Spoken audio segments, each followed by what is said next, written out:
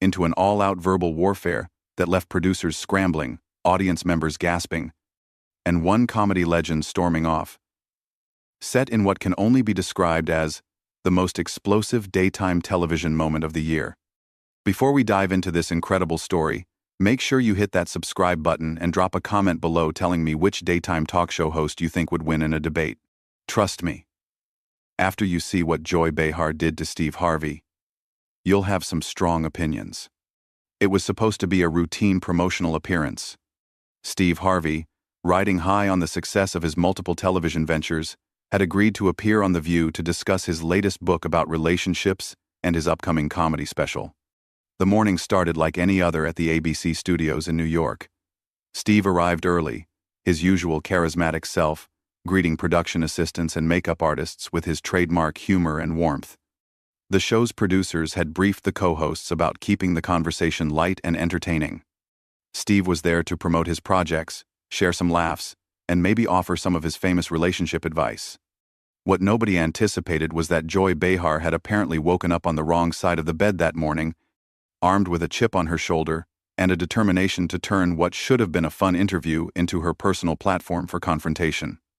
As Steve settled into the guest chair, adjusting his perfectly tailored suit and flashing that million-dollar smile that had made him a household name, the energy in the studio felt normal. Whoopi Goldberg, serving as moderator that day, had just finished the opening segment and was preparing to introduce their guest. The audience was buzzing with excitement, many of them longtime fans of Steve's various shows. "Ladies and gentlemen, please welcome the king of family television himself, Steve Harvey," Whoopi announced with genuine warmth. Steve walked out to thunderous applause, working the crowd like the seasoned entertainer he was. He hugged each of the co-hosts, saving Joy for last. Even in that brief embrace, there was something in Joy's demeanor that seemed off, a stiffness that Steve noticed but chose to ignore, chalking it up to pre-show jitters. "Steve Harvey, welcome back to The View," Whoopi began once everyone was seated. "You've got so much going on. The book, the comedy special, Family Feud, is still killing it in the ratings. How do you manage to juggle all of this?" Steve leaned back comfortably, his natural showmanship taking over. "You know, Whoopi, I've been blessed. When you love what you do, it doesn't feel like work. Whether I'm helping families win money on Family Feud or trying to help folks navigate their relationships, it's all about connecting with people and hopefully making them laugh along the way." The conversation flowed naturally for the first few minutes. Steve shared funny behind-the-scenes stories from Family Feud, talked about his upcoming comedy tour, and even offered some relationship advice that had the audience laughing and applauding. Everything was going exactly as planned until Joy Behar decided to redirect the conversation. "Steve, I have to ask you about something," Joy interrupted, her tone noticeably sharper than the collegial atmosphere that had been established. "You've made a career out of giving relationship advice, but you've been married 3 times yourself. Don't you think that's a little hypocritical?" And the studio fell silent. You could feel the energy shift immediately. Steve's smile faltered for just a moment before he recovered. But the damage was done. The friendly interview had just taken a hostile turn, and everyone in the studio could sense it. "Well, Joy?" Steve responded, maintaining his composure but with a slight edge creeping into his voice. "I think my experiences, both good and bad, actually qualify me to help other people. I've learned from my mistakes, and that's exactly what makes my advice valuable. I'm not claiming to be perfect, I'm claiming to be experienced." Joy wasn't backing down. "But don't you think it's convenient that you can profit off of relationship advice while your own personal life has been, let's say, complicated? I mean, 3 marriages, Steve. That's not exactly a track record that screams relationship expert." The other co-hosts exchanged uncomfortable glances. This wasn't the direction any of them had expected the interview to take, and you could see them trying to figure out how to steer the conversation back to safer territory. Steve's jaw tightened slightly, but he maintained his professional demeanor. "Joy, I think you're missing the point here. I don't hide my past. I'm open about my journey because that's what makes my advice real. I'm not some theoretical relationship guru sitting in an ivory tower. I'm a man who has lived through the ups and downs of love and marriage, and I use those experiences to help other people avoid the same pitfalls." But doesn't that make you more of a cautionary tale than an advice giver? Joy pressed, clearly enjoying the discomfort she was creating. I mean, if I wanted relationship advice, I'd probably go to someone who got it right the first time, not someone who's had to keep trying until something stuck. The audience was growing restless. This wasn't the fun, entertaining segment they had come to see. Steve Harvey was supposed to make them laugh and feel good, not defend his personal life against what was beginning to feel like a very personal attack. Steve leaned forward, his voice remaining calm but with an unmistakable firmness. Joy, I think what you're doing right now is exactly the kind of negativity that destroys relationships. You're taking someone's honesty and vulnerability and trying to use it as a weapon against them. That's not journalism, that's just mean-spirited. The tension in the studio was now palpable. Joy's eyes flashed with something that looked almost like satisfaction at having gotten under Steve's skin. Instead of backing down or acknowledging that perhaps she had crossed a line, she doubled down on her attack. Mean-spirited? Joy laughed, but there was no humor in it. Steve, I'm asking legitimate questions that I think our viewers deserve answers to. You put yourself out there as this relationship guru. You charge people money for advice. You write books telling people how to find and keep love. I think it's fair to examine your qualifications, don't you? Steve's composure was starting to crack, though he was still fighting to maintain his professionalism. My qualifications are my life experiences, both the successes and the failures. But what I'm hearing from you isn't journalism, Joy. What I'm hearing is someone who seems to take pleasure in tearing other people down. Oh, please, Joy scoffed, waving her hand dismissively. Don't try to make me the villain here because I'm asking you tough questions. This is what we do on this show. We don't just sit here and let our guests give us their rehearsed talking points. Whoopi tried to intervene, sensing that things were spiraling out of control. Maybe we can talk about Steve's comedy special, which I understand is really funny, But Joy cut her off. No, Whoopi. I think this is important. Steve here has built an empire on telling people how to live their lives, and I think our audience has a right to know whether they should be taking advice from someone who clearly struggled with the very thing he's now selling. Steve's hands were clenched in his lap now, his knuckles white with tension. His voice, when he spoke, was measured but clearly strained. Joy, let me ask you something. How many relationships have you been in? How many times have you given advice to friends about their love lives? Because if we're going to judge people's qualifications based on their personal history, maybe we should examine everyone's track record. This isn't about me. Joy shot back quickly, clearly not liking having the spotlight turned on her. I'm not the one selling relationship advice to millions of people. No, you're just the one sitting here trying to destroy someone's reputation on national television, Steve replied, his voice rising slightly. And for what? What's the point of this, Joy? What are you trying to accomplish here? The other co-hosts were looking increasingly uncomfortable. You could see them trying to catch the attention of producers off camera, hoping someone would step in and redirect this train wreck of an interview. The audience was shifting in their seats, some looking angry at Joy's treatment of their beloved Steve Harvey, others just uncomfortable with the hostile atmosphere that had taken over the show. Joy leaned forward, her voice taking on an even more aggressive tone. What I'm trying to accomplish is honest journalism, Steve. Something that seems to be in short supply these days when it comes to celebrity interviews. Everyone just wants to blow sunshine and ask softball questions. Honest journalism? Steve repeated, his voice filled with disbelief. Is that what you call this? Because what this looks like to me is someone who's bitter about something taking their frustrations out on a guest who came here in good faith to have a conversation. The word bitter hung in the air like a bomb that had just exploded. Joy's face flushed red, and for a moment, the studio was completely silent except for the hum of the cameras. Bitter? Joy's voice was dangerously quiet. Did you just call me bitter? Steve realized he had crossed a line, but instead of backing down, he decided to lean into it. If the shoe fits, Joy, you've been attacking me from the moment this conversation started, and for what? Because I've been married more than once? Because I've made mistakes in my personal life? What's really going on here? Joy's composure completely shattered. You want to know what's going on here?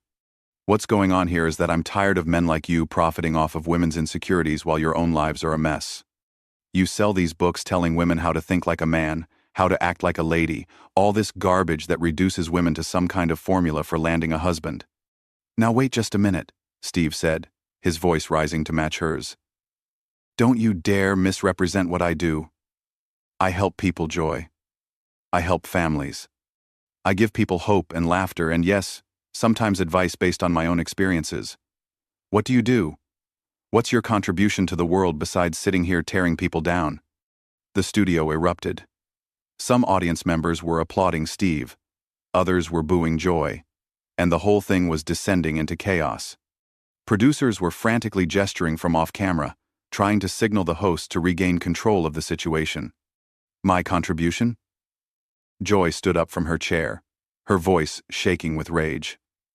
My contribution is calling out phonies like you, who prey on people's vulnerabilities for profit. You're nothing but a snake oil salesman in a nice suit, Steve Harvey. Steve stood up as well, towering over Joy. And you're nothing but a bitter woman who can't stand to see other people succeed.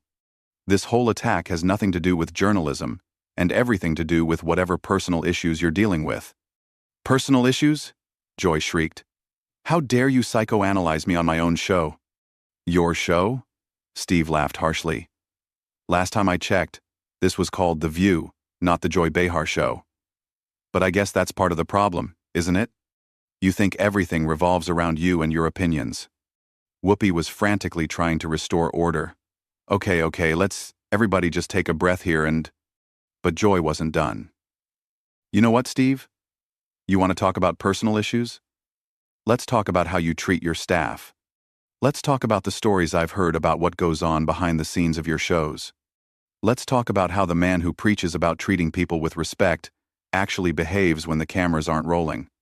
Steve's face went white, then red with anger. What did you just say? You heard me, Joy said, her voice dripping with venom. Maybe our viewers would be interested to know about the real Steve Harvey, not the sanitized version you present on television. The studio fell completely silent. Whatever Joy was implying, it was clear she had just escalated this conflict to a whole new level. Steve's hands were shaking with rage, and for a moment, it looked like he might actually lose control completely. Steve's voice, when he finally spoke, was barely controlled fury. Joy, I don't know what sick game you think you're playing here, but you better be very careful about the accusations you're making. You want to attack my personal life, fine. You want to question my qualifications, that's your right. But if you're going to sit there and make implications about how I treat people without any evidence, without any facts, then you're not a journalist, you're just a liar. Joy's eyes blazed with defiance. A liar? Oh, that's rich coming from someone whose entire career is built on pretending to be something he's not. Saint Steve, the family man, the relationship expert, the moral authority. Give me a break. I never claimed to be a saint, Steve shot back, his voice echoing through the studio. I've always been honest about my flaws, my mistakes, my journey. But what you're doing right now, this personal vendetta disguised as journalism, this is exactly what's wrong with media today. You're more interested in destroying people than informing your audience. The other co-hosts had given up trying to mediate. They sat in stunned silence as two television veterans tore each other apart on live television. The audience was divided, some cheering for Steve, others supporting Joy, but everyone transfixed by the spectacular meltdown happening before their eyes. Joy laughed bitterly. Personal vendetta? Steve, I don't know you well enough to have a personal vendetta. What I have is a professional obligation to ask the hard questions that other people won't ask. Professional obligation? Steve's voice cracked with incredulity. Joy, there's nothing professional about this. This is personal, and we both know it. The question is, what did I ever do to you to deserve this kind of treatment? For the first time since the interview began, Joy seemed to hesitate. Something flickered across her face, a moment of uncertainty, but she quickly masked it with renewed aggression. You didn't do anything to me personally, Steve. But you represent something that I find deeply troubling. You represent this idea that anyone can become an expert on anything just by getting famous enough. And you represent something that I find even more troubling, Steve fired back without missing a beat. You represent this culture of tearing people down instead of building them up. You represent this idea that being negative and destructive somehow makes you smart or insightful. The tension in the studio was so thick you could cut it with a knife. Cameras continued rolling, capturing every moment of this unprecedented breakdown in television decorum. Production assistants stood frozen, unsure whether to intervene or let this train wreck continue. Joy stood up straighter, her voice rising to match the intensity of the moment. You know what, Steve? I think our viewers can see exactly who you really are right now. All that charm, all that folksy wisdom, it all disappears the moment someone challenges you, doesn't it? The real Steve Harvey is standing right here, angry and defensive, and attacking a woman on television. Steve's jaw dropped. Attacking a woman? Are you serious right now? Joy, you've been attacking me from the moment I sat down. You've questioned my character, my integrity, my qualifications, and now you're trying to make yourself the victim? That's unbelievable. I'm not making myself the victim, Joy snapped. I'm pointing out that the man who writes books about how men should treat women is standing here yelling at a woman on national television. I'm yelling at a person who's been attacking me for 20 minutes, Steve corrected, his voice booming through the studio. Your gender has nothing to do with this, Joy. This is about you being unprofessional, disrespectful, and frankly, cruel for no reason whatsoever. Whoopi finally found her voice, though it was shaky. Okay, both of you need to step back and... But Steve was done listening. He turned to face the audience directly, his voice filled with a mixture of anger and disappointment. Ladies and gentlemen, I came here today to talk about my book, my comedy, to hopefully make you laugh and maybe share some wisdom from my journey. What I found instead was someone who seems more interested in character assassination than conversation. Joy wasn't finished either.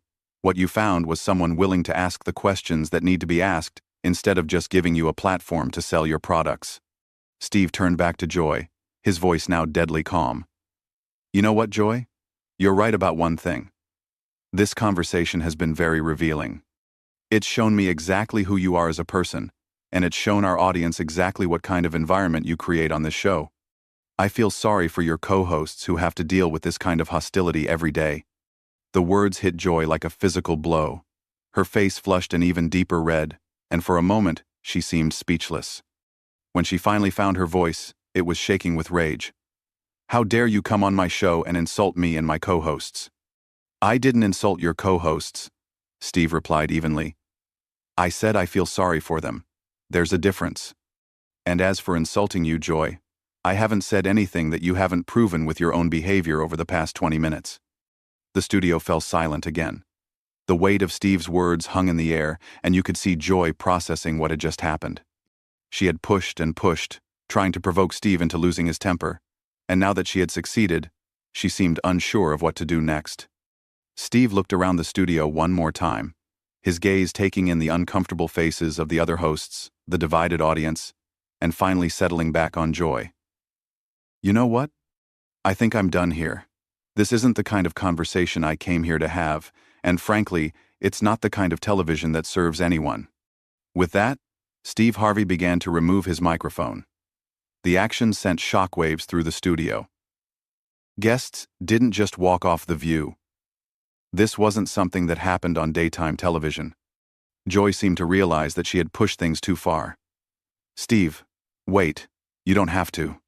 But Steve held up his hand to stop her. No, Joy, I do have to. I have to maintain my dignity and my principles, even when others choose not to.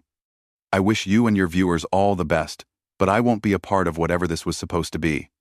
As Steve stood up and began walking toward the exit, the studio erupted into chaos. Some audience members were on their feet applauding him, others were booing Joy, and the remaining co-hosts sat in stunned silence, unsure of how to handle this unprecedented situation. Steve paused at the edge of the set and turned back one final time. To everyone watching at home, I want you to remember something. Life is too short to spend it tearing each other down. We should be building each other up, supporting each other, helping each other grow. That's what real wisdom looks like.